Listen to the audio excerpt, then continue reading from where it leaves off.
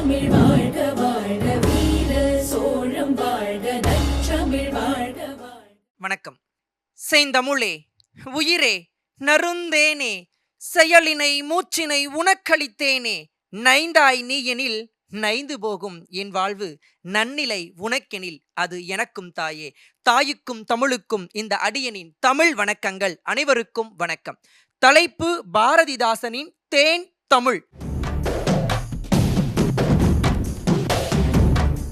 பாணனின் பைந்தமிழால், பறையனின் இசைத்தமிழால், வள்ளுவனின் அறவழியால், கணியனின் அறிவியலால் வாழ்ந்து வளர்ந்த தமிழ். தமிழ் உணர்வு என்பது பாரதிதாசனால் தான் மலர்ந்தது என்பது திண்ணம்.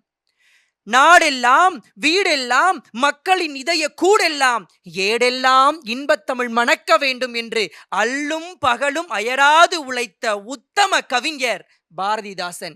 எழுதுகோலில் மையை ஊற்றி எழுதிய கவிஞர்களுக்கு மத்தியிலே எழுதுகோலில் தமிழ்நாட்டு மக்களின் மானத்தை ஊற்றி எழுதிய மானக்கவிஞன் நம்முடைய புரட்சி கவிஞன் பாவேந்தன் பாரதிதாசன்.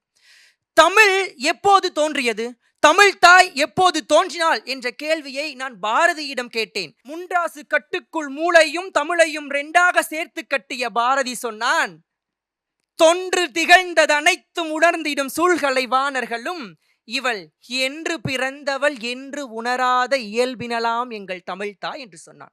எப்போது தோன்றினாள் என்று எனக்கு தெரியாது, அதற்கு முன்பாகவே தோன்றி இருக்கக்கூடும் என்று பதில் சொன்னான். அதற்கு அடுத்தபடியாக பாரதிதாசனிடம் கேட்டேன். பாரதிதாசன் சொன்னான், தமிழ் எப்போது தோன்றியது தெரியுமா? திங்களோடும் செழும்பருதி தன்னோடும் விண்ணோடும் உடுக்களோடும் மங்குள் கடல் இவற்றோடும் பிறந்த தமிழுடன் பிறந்தோம் நாங்கள் என்று. சூரியன் எப்போது தோன்றினான் என்று சொல்ல முடியுமா? பார்க்கடல் எப்போது தோன்றியது என்று சொல்ல முடியுமா? அதற்கு முன்பாகவே இணைந்து தோன்றியதுதான் என்னுடைய தமிழ் என்று தமிழ் பிறப்புக்கே இலக்கணம் வகுத்தவன் பாரதிதாசன் என்பதை இந்த தமிழ் சமூகம் உணர்ந்து கொள்ள வேண்டும்.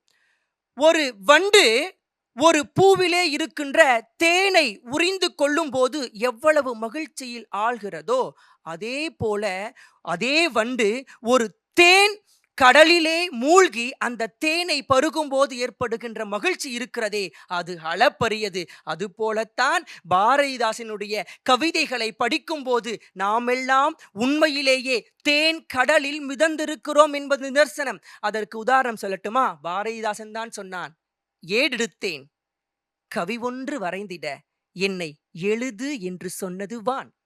தாமரை பூக்களும் எங்கள் ஓவியம் தீட்டுக என்றுரைக்கும் என்று இயற்கையினுடைய அழகை கூட தன்னுடைய பாடலால் வகுத்து சொன்னவன் பாரதிதாசன். அதற்கு அடுத்தபடியாக அடுத்த பாடலிலே பாரதிதாசன் இப்படி பதிவு செய்கிறான், பொதிகை மலை விட்டெழுந்து சந்தனத்தின் புதுமணத்தில் தோய்ந்து பூந்தாது வாரி நதி தழுவி அருவியின் தோல் உந்தி தெற்கு நன்முத்து கடலையின் உச்சிதோறும் சதிராடி மூங்கிலே பண் எழுப்பி தாளையெல்லாம் மலர்கற்றி சுழற்ற வைத்து முத்துதித்து தமிழகத்தின் வீதி நோக்கி அந்தியிலே இளமுல்லை சிலிர்க்க சென்னேல் அடி தொடரும் மடைப்புணலும் சிலிர்க்க எந்தன் சிந்தை உடல் அணு ஒவ்வொன்றும் சிலிர்க்க செல்வம் ஒன்று வரும் அதன் பேர் தென்றற் காற்று. இன்றைக்கு தமிழ் சமூகத்திலே செல்வம் என்றால் பணமாகவும் பொருளாகவும் இருக்கின்ற இன்றைய காலகட்டத்தில் உண்மையான செல்வம் எது என்பதை தன்னுடைய பாடலில் வைத்தான். செல்வம் ஒன்று வரும், அதன் பேர் தென்றற் காற்று, அதன் பேர் தென்றற் காற்று என்று செல்வத்துக்கான இலக்கணத்தையே தன்னுடைய பாடலில் வகுத்து சொன்னவன் பாரதிதாசன். அடுத்ததாக சொல்ல வேண்டும் என்றால், ஒரு சில வார்த்தைகளை வைத்து ஆட்டம் போடும் மொழிகளுக்கு மத்தியிலே 1000 வார்த்தைகளை வைத்து இந்த உலகிற்கே ஆட்டம் காட்டும் மொழி தமிழ் மொழி என்பதை உணர்ந்தவன், இந்த உலகிற்கே உணர்த்தியவன் பாரதிதாசன். ஒரு இனம் அழிகிறது என்றால் அதற்கு முன்பாக அதனுடைய மொழியை அழித்தால் ஒரு இனமே அழிந்துவிடும் என்று ஆய்வறிக்கை சொல்லுகிறது. அதனால் இனத்தை வளர்க்காமல் தமிழ் மொழியை உயர்த்தி பிடிக்க வேண்டும் என்று ஆசைப்பட்டான். அதனால் எழுதினான் ஒரு கவிதை. என்ன தெரியுமா?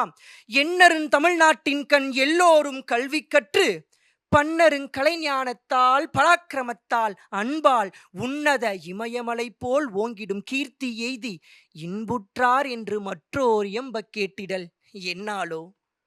தாயளி தமிழை எந்தன் தமிழரின் கவிதை தன்னை 1000 மொழியிற்கான இப்புவி அவா விற்றென்று தோயுறும் மதுவின் ஆறு தொடர்ந்து என்றன் செவியில் வந்து தோயிரும் மதுவின் ஆறு தொடர்ந்து எந்தன் செவியில் வந்து பாயும் நாள் என்னாலோ என்று பாடினான். இதைத்தான் பாரதியும் சொன்னார். சென்றிடுவீர் எட்டு திக்கும் துறைதோறும் நூல்களை கொணர்ந்திங்கு சேர்ப்பீர் என்று அதற்கு அடித்தளம் போட்டவன் பாரதி. அதை நாடு முழுக்க பரவி உலகெங்கும் இருக்கின்ற தமிழ் நூல்களை தமிழ்நாட்டிற்கு கொண்டு வந்து மொழிபெயர்க்க வேண்டும் என்ற செயலை செய்து காட்டியவர் பாரதிதாசன் என்பதை மனதிலே நிறுத்திக் கொள்ள வேண்டும்.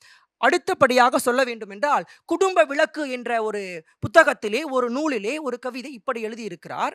ஒரு கணவனுக்கும் மனைவிக்கும் 2 பேருக்கும் இடையே நடைபெறுகின்ற இல்லறத்தின் உரையாடலை கூட அழகாக தன்னுடைய பாடலில் தேன் தமிழில் தன்னுடைய எதுகை மோனை நயத்தால் இப்படி பதிவு செய்கிறார்.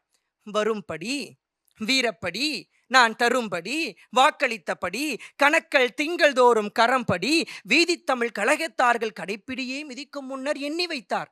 பெரும்படியாய் செய்துண்டு படிக்கணக்கை பேசிவிட்டாய் கண்டபடி. அப்படியா? அறியாதபடியாய் சொன்னேன். நம் தமிழர் படிப்படியாய் முன்னேற்றத்தை எப்படியாயினும் பெற்றிடுவாராயின் நம் மக்கள் இப்படியே கீழ்ப்படியில் இரார்கள் என்றோ. மெய்ப்படி அறிஞரின் சொற்படி நடந்தால் மேற்படி செப்பு மேற்படியாய் செப்படி வித்தை பிறக்கும். எப்படிக்கும் முதற்படியாய் தமிழ் படிக்க வேண்டும் என்றே கணவன் மனைவிக்கும் இடையே நடைபெற்ற உரையாடலில் கூட தமிழ்தான் முதன்மையாக படிக்க வேண்டும் என்று ஆகச் சிறந்த தத்துவத்தை இந்த உலகிற்கு வெளிச்சம் போட்டு காட்டி சென்றவர் நம்முடைய பாரதிதாசன் என்பதை புரிந்து கொள்ள வேண்டும். அதற்கு பிறகாக இயற்கையை மட்டும்தான் தன்னுடைய தேன் தமிழில் பாரதிதாசன் வர்ணித்தாரா? இல்லை. அடுத்த கவிதையில் இப்படி பதிவு செய்கிறார். கரும்பு தந்த தீஞ்சாரே கனிதந்த நறுஞ்சுளையே கவின்செய் முல்லை அரும்பு தந்த விண்ணகையே அணிதந்த செந்தமிழே கட்டி இரும்பு தந்த நெஞ்சுடையோர் துறைதோறும் நின் எழிலை ஈடழைத்து வரும் புதுமை நினைக்கையிலே நெஞ்சு பதைக்கும் சாற்ற வாய்ப்பதைக்கும் எடுத்து மகிழ் இளம் குழந்தாய் இசைத்து மகிழ் நல் யாழே இங்குள்ளோர் வாய் மடுத்து மகிழ் நருந்தேனே ஓவியமே என்று வரையறை செய்கிறார். அதனால்தான் பாரதிதாசன் சொன்னான், தாயை பழித்தவனை யார் தடுத்தாலும் விடாதே, தமிழை பழித்தவனை அந்த தாயே தடுத்தாலும் விடாதே என்று சொன்னான். 20ஆம் நூற்றாண்டு தமிழ் கவிஞர்களில் தமிழை என் உயிர் என்று சொன்ன முதல் கவிஞன் புரட்சி கவிஞன் எப்படி தெரியுமா? கனியிட ஏறிய சுவையும் முற்றல் களையிட ஏறிய சாரும் பனிமலர் ஏறிய தேனும் பாகிட ஏறிய சுவையும் நனிபுசு பொழியும் பாலும் சென்னில் நல்கிய குளிருளை நீரும் இணையன என்பேன் எனினும் தமிழை என்னுயிர் என்பேன் கண்டீர் என்று தமிழை உயிருக்கு மேலாக நினைத்து வாழ்ந்தவன் பாரதிதாசன். ஆம், இன்றைக்கு தமிழின் பெருமையும் வளமையும் நாம் இன்றைக்கு வாய் கிளிய வசனம் பேசிக் கொண்டிருக்கிறோமே அல்லாமல் அதை காக்கவும் வளர்க்கவும் நம்மால் இயலவில்லை. இதைத்தான் பாரதிதாசன் அன்றே சொல்லிவிட்டார். எங்கள் தமிழ் உயர்வென்று நாம் சொல்லி தலைமுறைகள் பல கழித்தோம், குறை களைந்தோம் இல்லை, தகத்தகாய தமிழை தாபிப்போம் வாரிர் என்று அவருடைய அழைப்பை ஏற்று உழைப்பதே நமக்கு அழகு. நான் பிற மொழிகளை மதிக்காதீர்கள் என்று சொல்லவில்லை, என் தமிழை மிதிக்காதீர்கள் என்று சொல்லுகிறேன். பிற மொழிகளை நேசிக்காதீர்கள் என்று சொல்லவில்லை, என் தமிழை உயிராக சுவாசியுங்கள் என்று சொல்லுகிறேன். எதிர்க்க துணிந்தால் தமிழ் வாழும், எதிர்க்க துணிந்தால் தமிழ் வாழும், எதற்கும் துணிந்தால் தமிழே ஆளும். நன்றி, வணக்கம். சந்தோஷ்குமார், ரொம்ப சிறப்பாக இருந்தது, எந்த சந்தேகமும் இல்லை. ஒரே ஒரு சின்ன திருத்தம் என்னன்னா, நீங்கள் ஒரு பாரதியார் பாடலில் மேற்கோள் காட்டினீங்க இல்லையா? தொன்று நிகழ்ந்தது அனைத்தும் உணர்ந்திடும் சூழ்கலை வாணர்களும் இவள் என்று பிறந்தனள் என்றறியாத இயல்பினலாம் எங்கள் தாய். அது அவர் பாரத தாய்க்கு சொன்னார். ஆனால் நீங்கள் அதை தமிழ் தாய்க்கும் பொருத்தி பார்த்துக்கலாம், அதில் பிரச்சனை இல்லை. ஆனால் அது பாரத தாய்க்கு தான் அவர் எழுதினார். பாரதிதாசன் அப்படிங்கும்போது எனக்கு ஒரு பாடல் எப்போதுமே நினைவில் இருக்கும். அது என்ன பாடல் அப்படின்னா, தமிழுக்கும் அமுதென்று பேர் அந்த தமிழங்கள் உயிருக்கு நேர். நீங்கள் சொன்னீங்க இல்லையா, உயிர் என்று சொன்னவர் அவர் தான் முதல்ல. அது ரொம்ப பிடிச்ச ஒரு பாடல். அவருடைய தமிழ் நடை இருக்கு இல்லையா, அதில் என்ன ஒரு அழகுன்னு நீங்கள் நினைக்கிறீங்க? எதனால அது அழகு அல்லது என்ன சிறப்பு அதில் இருக்குன்னு நினைக்கிறீங்க? அதில் பார்த்தீங்கன்னா, அவருடைய யதார்த்தத்தை மக்களுக்கு எளிய விதத்தில் புரியும்படி தன்னுடைய கவிதைகளை வாழ்ந்து காட்டியிருப்பார் பாரதிதாசன். சிறப்பு. உங்களுடைய இந்த பேச்சினால இன்னும் நிறைய பேர் பாரதிதாசனை நோக்கி படையெடுத்து வரட்டும். நன்றிண்ணா.